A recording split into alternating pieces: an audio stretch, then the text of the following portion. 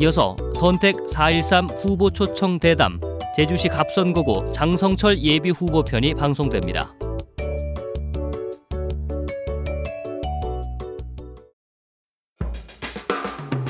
제주의 꿈 함께 만들어 가요.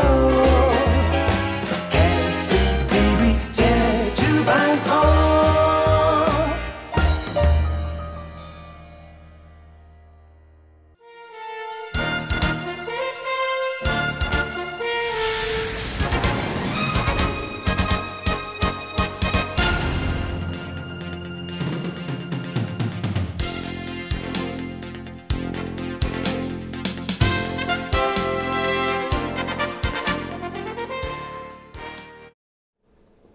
제주도민일보, 시사제주, 제이누리, 제주의 소리, 헤드라인 제주 등 도내 5개 인터넷 언론사와 KCTV 제주방송이 공동으로 마련한 4.13 총선 후보를 만나는 시간입니다.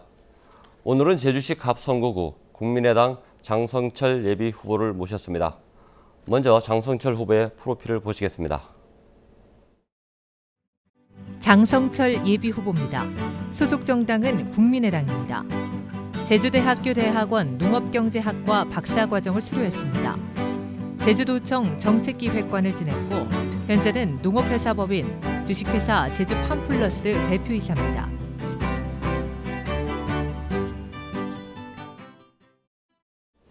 네, 지금부터 본격적인 대담을 진행하도록 하겠습니다. 장 후보님 안녕하십니까? 안녕하십니까? 네, 아직 정식 후보로 등록은 돼 있지 않지만 호칭은 편의상 후보로 하겠습니다. 실질적으로 공천 받아서. 네, 알겠습니다. 네. 제주시 갑선거구 국민의당 후보로 출마를 하셨습니다. 네. 먼저 출마의 변 말씀해 주시죠. 제가 대학원을 마치고 진로 고민을 하다가 제주도를 스위스 같은 풀뿌리 자체가 살아있고 역동적인 그런 곳으로 만들겠다는 그런 꿈을 가졌습니다. 그 꿈을 갖고 제주도 내려와서 제주경실련 사무국장 시민운동부터 시작을 했습니다. 그 꿈을 이제 좀 실현하고 싶다 하는 그런 비전을 갖고 있고요. 지난 4년 동안 제주 외형적 성장 많이 이루어졌습니다. 그럼에도 불구하고 부동산 가격 폭등, 이주민들의 급증, 그리고 제주 1차 산업의 위기, 이런 거에다가 도지사의 총선 개입 논란, 그래서 갈등과 혼란이 확산되고 있습니다. 이럴 때 이런 현안들을 해결할 수 있는 정치 리더십이 저는 국회의원에게 필요하다고 생각합니다. 이러한 문제들을 해결하기 위한 개혁적인 마인드, 주민 권익을 챙길 수 있는 개혁적인 마인드, 두 번째로는 현장과 행정을 연계해서 정책 추진의 효과를 나타낼 수 있는 마인드, 그리고 국가정책과 도정정책을 읽고 구체적인 비전을 구체화할 수 있는 그런 능력, 이런 3가지 능력이 갖춰진 그런 후보가 국회의원 되는 게 저는 굉장히 중요하다고 생각합니다. 외람되지만 저 장성철 그런 준비 되어 있습니다.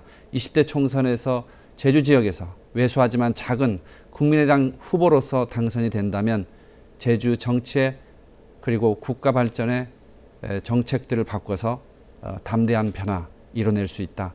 그런 측면에서 유권자 여러분, 도민 여러분 많은 관심 그리고 성원, 지지 부탁드리겠습니다. 감사합니다. 네, 출마 의견을 아주 수상하고 자세하게 말씀을 해주셨는데 하지만 밖에서 볼 때 우리 장성철 후보는 이번 총선에 좀 급작스럽게 나서는 게 아닌가라는 시각이 있습니다. 국민의당 창당을 준비하더니 어느덧 총선 후보로 우리 선수로 나섰습니다. 개인적으로는 총선을 준비해 오신 건가요? 어떤 건가요?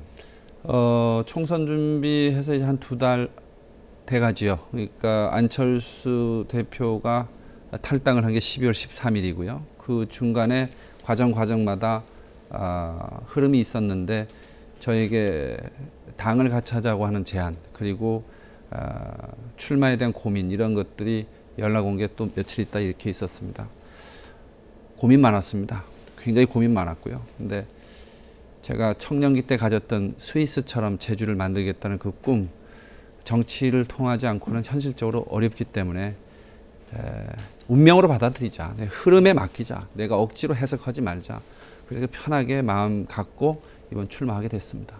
사실 우리 장 후보께서는 선거 와는 인연이 좀 있어요. 개인적으로는 뭐 출마한 경력도 있고 정치 신인이 아닙니다. 본인이 갖고 있는 어떤 정치 경력을 좀 소개 좀 해주시죠. 98년에 연동 노영 도의원 선거구죠. 그때 거기서 무소속으로 출마했습니다. 3자 구도였습니다. 29.4% 득표했었고요. 2002년에 물론 떨어졌죠. 2002년에 제주시장 선거에서 민주당 후보 경선에 나서서 김태한 당시 시장이 탈당을 해버리는 바람에 단독 후보로 나서 신임 투표를 했습니다. 한 70%의 찬성을 받았고요. 중앙당에서 무공천하더라고요. 그래서 당 공천 받지 못하고 눈물을 머금고 접었습니다. 탈당이라는 게 저한테 안 맞더라고요. 그 이후부터 생활 전선에 돌아가서 정치하고 손을 끊었습니다. 그러다가 2010년에 우금민 지사님 선거 때 좀 도와서 또 좋게 보셨는지 발탁해 주셔서 기획관으로 가서 근무했었고요. 뭐 선거 경험 그 정도다 이렇게 말씀드릴 수 있습니다. 그 제주시 갑선거구 국민의당 후보로 공천이 됐습니다. 다른 정당 같은 경우에는 여러 가지 경선 작업이 있었는데 국민의당 같은 경우에는 후보 결정 어떤 방식을 택해서 후보로 결정이 됐습니다. 좀 억울하더라고요. 저도 경선 같은 걸 좀 해서 이벤트도 하고 이게 새누리당 후보들은 여럿이 나와서 막 경쟁하다 보니까 이 유권자들 관심이 그 길로 가고요. 민주당도 마찬가지고요. 혼자 이렇게 뛰다 보니까 관심을 못 받아요. 그래서 야 이거 경선 끝나고 3자 구도가 된다 하더라도 이 거품이 낀 여론조사 결과 나오면 저한테 막 불리할 텐데 이걸 어떻게 돌파할까 걱정이 많습니다. 예. 사실 국민의당은 신생 정당입니다. 네. 요즘 이렇게 외부에서 국회의원들이 많이 영입이 돼가지고 원내 교섭단체까지 되긴 됐는데 그럼에도 불구하고 모르시는 분들이 많으실 것 같아요. 이 자리를 빌어서 국민의당 홍보할 수 있는 기회를 드리겠습니다. 짧게 좀 해주십시오. 안철수 대표가 대표인 당입니다. 그리고 그분이 갖고 있는 온건한 진보, 합리적인 보수 함께 할 수 있는 그런 당이고요. 스펙트럼 상당히 넓습니다. 그러면서도 국민 통합 정당으로 나갈 수 있는 가능성이 있고요. 지금 현재 지지율 낮죠. 그리고 좀 왜소하고 작습니다. 제가 그런 얘기를 드렸어요. 제주시 갑에서 장성철이가 당선이 되면 국민의당의 국회의원이 한 30명, 40명 될 텐데 정책에 관련된 가서 중요한 일을 할 수 있지 않느냐. 새누리당의 후보가 되면 초선 80명 중에 하나지만 저는 또 적은 숫자 중에 하나니 당의 정책 결정을 하는데 영향을 미칠 수 있고 그러다 보면 제주의 발전과 이익을 위해서 대변할 수 있는 기회나 영향력 오히려 더 크지 않느냐. 그렇게 제 주장을 말씀드렸더니 그것도 들어보니까 맞다 그런 얘기 하시더라고요. 네, 짧은 시간이지만 여러 가지 공약을 내놨습니다. 공약을 소개할 수 있는 시간을 드리겠습니다. 저는 국회의원이라면 무릇 국회에서 입법을 통해서 정책을 바꾸든지 아니면 정치력을 통해서 국가의 정책을 변화를 시키든지 아니면 제주도지사의 여론과 이런 지지나 이런 것들을 활용을 해서 도정의 굵직굵직한 정책을 국가 정책과 연계시키면서 바꾸든지 하는 그런 공약해야 된다고 생각합니다. 지역에 조그만 시설 같은 걸 해놓는 공약 도의원들이 할 수 있도록 놔두는 게 좋다고 생각하고요. 저는 이번에 5대 핵심 공약 발표를 했습니다. 첫 번째, 주민들이 원합니다. 불편해합니다. 도지사 만나려면 만날 수 없대요. 그래서 주민들이 직접 시장을 뽑는 시장 직선제 그걸 하기 위해서 특별법 개정하겠다고 했고요. 두 번째, 미니 면세점 도입하겠다 했습니다. 신라 면세점, 롯데 면세점 관광객 미어 터집니다. 근데 지역 상권에 외국인들이 직접 사전 면세점 제도를 이용하면 편하게 패스포트만 내면 쇼핑할 수 있는 그런 제도 일본 하고 있거든요. 특별법 개정해서 하겠다. 세 번째는 국가식품산업단지를 제주의 서부권에 넣겠다. 농업 살리겠다. 6차 산업하겠다. 많은 후보들이 그런 얘기합니다. 구체적으로 뭘 해야 됩니까? 국회의원이. 프로젝트 하나라도 제대로 해야지요. 국가식품산업단지를 만들면 제주가 대한민국 식품 수출 전진기지로 중국 시장을 공략하는 역할을 할 수 있다고 저는 단언합니다. 제주 브랜드 국가 브랜드보다 훨씬 높지 않습니까? 그걸 활용하면 국가식품산업단지 저는 국가를 설득할 수 있다고 생각합니다. 네 번째로 JDC 이제 많이 경험 축적됐고요. 중앙정부에서 예산 안 오는 거 이제 확인됐지 않습니까? 제주도 소속으로 해서 제주 국제자유도시에 대한 정책 통합, 조정, 제주도가 확실하게 가져갈 수 있도록 제주도 소속으로 바꾸겠습니다. 마지막으로 부동산 가격입니다. 폭등합니다. 서민들이 주거 안정이 위협받고 있고 이주민들이 와서 터전을 잡지 못하는 원인이 되고 있습니다. 부동산 정책과 관련해서 수요관리 정책, 공급위주 정책 두 개 다 있는데요. 각각에 관련된 권한 전부 도지사가 갖고 종합적으로 그 시기마다 타이밍에 맞게 부동산 정책 할 수 있는 독자적인 부동산 정책 권한 확보를 위한 특별법 개정 반드시 해내겠다. 이렇게 5가지 말씀드리겠습니다. 네, 아주 구체적으로 말씀해 주셔서 상당히 이렇게 내용이 쏙쏙 들어오는데 그중에 한 가지만 제가 좀 보충적으로 여쭙겠는데요. 시장 직선제 처음으로 말씀하신 거 이거는 소위 얘기해서 기초의회까지 감안하신 겁니까? 아니면 시장만 직선을 뽑는 겁니까? 정책 결정이라고 하는 것이 이제 한 정치인의 혹은 뭐 도지사면 도지사죠. 국회의원 국회의원의 개인적인 의견만 갖고 할 수 있는 부분이 아니지 않습니까? 저 개인적 소신 풀뿌리 자체 완벽하게 부활해야 된다고 생각합니다. 그러나 도민들이 또 예전에 사개시군 체제에서 기초의회에 대한 부정적 인식 여전히 좀 갖고 있습니다. 그래서 우선 시장 직선제를 단계로 하고요. 그 다음에 기초의회 부활 여부를 혹시 동시에 할 수 있는 여론이 조성되면 전 해야 된다고 보고 만약에 그게 좀 어렵다 그러면 기초의회 부활은 기초의회를 함께 하는 부분은 나중에 하더라도 시장 직선제는 빨리 하는 게 맞다. 그리고 그거와 결부해서 반드시 해야 될 것이 이 기형적인 2개의 행정시 체제, 생활권역과 행정권역이 분리일치하면서 생기는 여러 가지 주민들의 불편 해소해야 되지 않겠습니까? 그래서 행정권역의 조정과 함께 동시에 시장 직선제를 하는 것은 우선적으로 하겠다고 하는 것이 저희 공약입니다. 하나 더 여쭈면 지난 2010년도에 우금민 지사 선거 캠프에서 우금민 지사도 이 시장 직선제를 주요 공약으로 내세웠습니다. 당선에 뭐 상당히 영향을 미친 공약으로 이렇게 분석을 하고 있는데 하지만 우금민 지사도 지사가 된 다음에 시장 직선제를 하지 못했어요. 네. 그건 어떻게 생각하십니까? 언론이 잘 안 도와줬죠. 그리고 도의회도 잘 안 도와줬죠. 정치권이 다 반대했습니다. 83%의 도민들이 지지하는 정책을 도의회에서 막았죠. 그래서 도민들이 눈물을 80% 이상 지지하는 걸 여론조사 나왔죠. 언론하고 도의회에서 반대를 했다. 언론도 저는 그때 분위기가 그렇게 협조적이지 않았다는 걸 좀 느끼고 있습니다. 그리고 의회는 공식적으로 반대했죠. 박희수 장 그렇게 했습니다. 그래서 정치권이 돈의 모든 정치권이 반대를 했습니다. 그래서 그 부분이 좌절이 됐는데 그에 대한 논쟁은 뒤로 하고 이제 중요한 거는 당시에 가졌던 그 대안을 그대로 하자는 것이 아니라 시장 직선제와 더불어서 기초의회 부활 여부도 논의를 해서 기초자치권 부활이라고 하는 목표를 갖되 만약에 그 목표가 현실적으로 당장 실현하는 것이 장애가 좀 있다면 도민 여론상 그거는 좀 뒤로 미루고 1단계로 우선 시장 직선제를 하다. 당시에는 행정권역 재조정안이 함께 올라오지 않았지요. 그래서 행정권역이 조정과 함께 이루어진 시장 직선제 하자 하는 것이 저의 안입니다. 예. 그건 이제 선거 과정에서 더 많이 이렇게 쟁점화 될 것 같아서 이 정도 하고요. 당시 사실 전 기획관을 떠난 시기였습니다. 그렇습니다. 예. 제가 관전평을 한 거죠. 예. 알겠습니다. 근데 하지만 그 여러 가지 이 시장 직선제 공약부터 진행해 온 그 사이에 있었던 그 과정에는 같이 있었지 않습니까? 그래서 제가 묻는 풀뿌리 민주주의에 대한 소신자 확고합니다. 알겠습니다. 그리고 다음 질문으로 넘어가겠습니다. 박근혜 정부 이제 3년이 지났습니다. 어떻게 평가를 하십니까? 사실 많은 분들이 의견이 분분하지요. 처음에 뽑았을 때 기대했던 분들 후보의 평가를 좀 듣고 싶습니다. 예, 그런 분들의 뜻과 저도 좀 유사했습니다. 사실은 제주도에 대한 애정 많을 거다 봤어요. 그리고 관심, 지원 있을 거라고 봤습니다. 근데 공약 이행 거의 없고요. 제주도청 방문해서 업무 보고 한번 받으시지 않지 않습니까? 그런 측면에서 제주도의 입장에서 보면 참 무관심한 대통령이다 하는 얘기 하나 드리고 싶고요. 두 번째 국정이라고 하는 측면에서 보면 국민 통합을 하겠다고 하면서 선거 내내 말씀하셨던 대통령이었는데 어느 날 보니까 계보의 수장으로 돼가고 있다 하는 그런 느낌. 친박 비박으로 나누고 국가를 또 권력을 갖고 또 나누고 이런 부분들은 좀 기대에 못 미치지 않느냐 좀 아쉽다 하는 그런 평가하고 싶습니다. 네, 원희룡 도정도 이제 2년이 됐습니다. 2년이 다 돼가고 있는데 원희룡 도정에 대한 평가도 부탁드리는데 점수를 100점 만점에 점수를 주신다면 원희룡 도정은 몇 점을 주시겠습니까?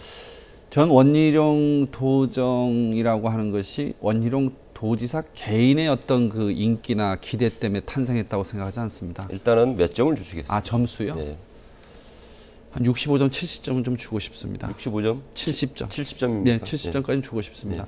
잘하고 있는 측면 많이 있습니다. 그리고 큰 비전, 구호, 슬로건, 원론적인 거 정확히 잡았던 시대적 가치나 비전 반영했다고 보고요. 근데 원론적 구호만으로 도정 운영 되는 게 아니지 않습니까? 구체화된 정책이 있어야 되는데 강론에 들어가서 원희룡 도정이 새롭게 시작하면서 도민적 지지를 받는 정책이 별로 눈에 띄지 않습니다. 그 부분은 대표적으로 미래비전 공약 하나만 보더라도 그렇지 않습니까? 미래비전에 관련된 용역을 17억을 들여서 했는데 그 용역 언론의 평가도 그러하고 저도 이렇게 보면 도지사의 철학과 비전이 녹아날 수 있다면 가능한 걸 굳이 그렇게 돈 많이 들여서 해야 되느냐 하는 의구심이 들 정도였거든요. 저는 이 부분 이렇게 생각합니다. 귀를 좀 열으셔야 된다고 생각합니다. 실무국장이나 공무원들한테 많은 권한과 소신껏 일을 할 수 있는 공간을 주시는 건 좋은데 민선 시대는 주민 통제 시스템이 작동해야 되거든요. 그 주민 통제 시스템의 정점이 누가 있느냐? 민선 지사가 있는 겁니다. 주민들과 자주 만나시고 면담도 많이 하시고 그러면서 다양한 의견을 반영하면서 실국장들을 지휘하는 그런 리더십이 좀 필요하다고 생각합니다. 주민들하고 자주 소통해라. 그거를 이제 주민 통제라고 표현하시죠. 밖에 다녀보면요. 도지사 만나기 어렵다고 합니다. 예. 제주시 갑선거구에 출마를 하셨어요. 지역에 대해서 가장 시급히 해야 될 현안이 있다 그러면 뭐가 있을까요? 부동산이죠. 지금 집값, 토지값 장난 아니지 않습니까? 농업이 위기에 처해 있고요. 이주민들이 정착에 장애가 되고 있습니다.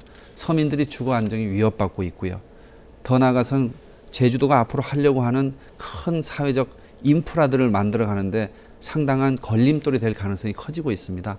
그래서 부동산 정책을 중앙정부에서 하는 그런 권한을 다 가져와서 수요관리 정책과 공급 유지의 정책을 동시에 권한을 갖고 그때그때 시기에 맞게 정책 권한을 타이밍에 맞춰서 할 수 있는 그런 제도 갖춰야 된다고 생각합니다. 특별법 그런 방향으로 반드시 저 고쳐놓겠습니다. 알겠습니다. 기대하겠습니다. 예. 정부가 제주 제2공항 계획을 발표를 했습니다. 네. 성산 쪽에 이제 공항 부지하고 계획을 발표했는데 이 정부가 발표한 공항 계획안 어떻게 보십니까? 찬성하십니까? 반대하십니까? 저는 언론이 그런 부분에서 조금은 냉정해야 된다고 생각합니다. 언론 탓하지 말고 후보의 생각을 말씀해 주십시오. 제 후보의 생각을 생각을. 말씀드리겠습니다. 정책을 중앙정부가 결정하고 발표를 하면 무조건 따라야 됩니까? 전 그렇지 않다고 생각합니다. 주민들의 의견들이 좀 조정이 될 필요가 있거든요. 그래서 과연 그 성산 지역의 제주공항의 입지 예정지로 발표한 거죠. 확정이 아니죠. 입지 예정지로 발표한 것이 과연 타당한지에 대해서 그 해당 지역 주민들이나 우리 도민들이 납득하고 공감할 수 있는 그런 설득해야 될 의무가 전 정부한테 있다고 생각합니다. 그런데 이 정부 해군기지부터 시작해서 현재까지요. 내리꽂으면 따라라 이겁니다. 실질적으로 해당 지역 주민들이 궁금해하고 답답해하고 아쉬워하는 부분들을 용역에 넣어서라도 그 충분히 주민들이 납득할 수 있는 그런 절차들을 정부가 하루빨리 갖춰야 된다고 생각합니다. 원론적으로 성산에 공항을 짓는 것은 찬성인데 성산이 아니라 제2공항을 우리가 정부가 하는 것에 대해서는 찬성을 하는 것이고요. 네. 그 현재 그 입지에 대해서는 예비 타당성 조사에서 충분히 다시 한번 검토할 필요가 있다. 다시 한번 검토하자. 예, 시간이 늦춰지더라도 그렇게 하지 않고는 네. 공사가 더 늦어질 수 있습니다. 강정 마을 해군기지 그렇게 해서 늦어진 거 아닙니까? 예. 알겠습니다. 예. 그 서두에서도 우리 장 후보가 언급을 한 내용입니다. 일부 다른 후보들이 이 지사 마케팅 그리고 이제 또 다른 후보는 전직 지사 그리고 전직 고위 공무원들이 선거 캠프에서 선거 운동을 하고 있습니다. 우리 장성철 후보도 우구민 지사하고의 어떤 이 관계가 있는데 장 후보도 우구민 지사나 아니면 같이 도청에서 근무했을 때 같이 근무했던 분들 전직 공무원이겠죠. 그분들의 어떤 지원이나 뭐 이런 걸 받고 있습니까? 어떻습니까? 사실 그 문제에 대해서는 이렇게 생각을 합니다. 우금민 지사님하고 민선 2기 때, 민선 5기 때 일을 같이 했고 제가 모셨지요. 그래서 제가 일할 수 있는 기회를 주셔서 참 인간적으로 감사하다는 마음들을 갖고 있고요. 근데 정치라고 하는 것이 인연으로만 되는 게 아니다. 정책과 철학이 중요한데 현재 우구민 지사님은 자의반 혹은 타의반으로 정계에서 은퇴하셨습니다. 도민들이 바라는 건 전직 도지사는 도민 통합의 구심점이 좀 되줬으면 하겠다는 게 대부분의 바람 아니겠어요? 혹시 제 이번 출마가 그런 거에 장애가 될까 봐 설날 새벽도 못 갔고요. 전화도 못 드렸습니다. 이게 먼저 찾아가서 인사를 드렸다가 우리 여기자님처럼 언론에서 질문을 할 때 그럼 찾아가지 않았냐? 아, 찾아갔다 해버리면 또 지원받으러 갔잖아. 막 말을 구설수에 오를 것 같아서 현재까지도 못 가고 있어요. 이 자리에 빌어서 지사님 때 좀 그런 마음으로 제가 못 갔기 때문에 이런 말씀도 제가 직접 드리지 못했거든요. 그 부분에 대해서는 지사님 정말 죄송스럽게 생각합니다. 그래서 현재 저는 저의 노력으로, 저의 힘으로 선거를 치르고 있고 어느 후보처럼 솔직하게 얘기하죠. 양치석 후보의 캠프에 가서 김태한 전 지사가 진두지휘하는 그런 모습 전 지양돼야 된다고 생각합니다. 도민의 어른으로 남아야죠. 전직 도지사라면요. 그런 차원에서 우금민 지사님 도움 저 바라지 않습니다. 그리고 요청도 안 해왔고 앞으로도 안 할 겁니다. 알겠습니다. 네. 제주 현안 가운데 하나를 또 해주겠습니다. 제주에 상당히 많은 이주민들이 오고 있습니다. 장 후보께서도 이제 부동산 문제를 말씀을 하셨는데 이주민이 오면서 인구가 늘고 있어요. 인구가 늘면서 경제 규모가 확장되고 있습니다. 이런 순기능도 있고 반면에 뭐 부동산 가격이라든가 뭐 교통, 뭐 생활, 뭐 쓰레기 문제, 환경 문제, 난개발 문제 여러 가지 부작용도 있는 것도 사실입니다. 이 문제를 큰 틀에서 어떻게 보십니까? 제주가 지난 한 4, 5년 동안 외형적 성장이 이루어진 게 두 가지 요인이었거든요. 인구적인 측면에서 보면 하나는 외국인 관광객의 급증, 두 번째는 제주로 와서 이제 정착하시는 분들의 급증, 이 두 가지 아니겠습니까?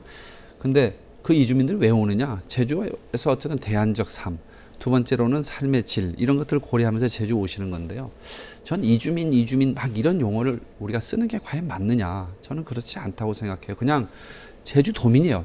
제주도로 이주한 순간부터 도민이에요. 그래서 제주도 전체 관점에서 도시계획, 제주도 전체 관점에서 어떤 버스 교통 문제, 대중교통 문제, 도로 문제, 생활편 이런 걸 잘 하면 이분들이 충분히 정착할 수 있다 저는 생각하고요. 별도로 이분들을 위해서 뭘 해주겠다 이런 부분들은 사실은 좀 시기적으로 지난 정책이 아닌가. 그러지 않아도 오지 않습니까? 오신 분들이 제주도에서 잘 정착할 수 있도록 도정이 정책을 잘하고 또 읍면동 자치행정 현장에서 그분들이 또 주민자치나 이런 데 좀 참여할 수 있도록 통로를 일부러 좀 의지적으로, 그건 동장이 의지면 되는 거잖아요. 그렇게 해서 참여하면서 도민과 하나가 될 수 있도록 티 안 내게 자연스럽게 그렇게 융합하게 하는 그런 좀 지혜가 필요한 게 아닌가, 전 그렇게 생각합니다. 네, 알겠습니다. 4.3 관련돼서 한 가지 여쭙겠습니다. 행정자치부죠. 지난해 12월 4.3 희생자 가운데 남로당 그리고 무장대 수계급 53명에 대한 재심사를 통보를 했었습니다. 그랬다가 지난달 22일이죠. 보류 결정을 내렸습니다. 이 문제 어떻게 보십니까? 정부가 스스로 이념적 시비를 걸고 있다라고 고백을 한 거지요. 그러니까 4.3 특별법에 의해서 모든 절차나 이런 게 다 거치고 이미 결정된 사안이고 법률에 의하면 현재 재심사를 할 수 없는 상황임에도 불구하고 박근혜 정부의 불통, 그 특성이 나타나는데 일방적으로 하겠다 했다가 이 총선에 악영향이 있을 것 같아서 뒤로 후퇴한 것 같은데요. 4.3에 대한 이념적 시비 이제 그만해야 됩니다. 보수 정권에서 너무 많습니다. 김대중 노무현 정부 10년 동안 그런 일 거의 없었거든요. 4.3이 화해와 상생으로 나갈 수 있는 그런 터전을 마련하는 게 전 중요하다고 생각하고 그런 차원에서 4.3 희생자 재심사 절대로 있어서는 안 되고요. 그런 것들을 확고히 하는 차원에서 비록 대통령께서 정책 결정을 하셨다 그러지만 이번 4.3 추념식 대통령이 참석하셔서 제주도민들의 상처, 4.3 유족의 한 이런 거 보듬어 주셔야 된다. 그게 박근혜 대통령을 지난번 선택해 준 제주도민들에 대한 보답이다, 도리다. 저는 그렇게 생각합니다.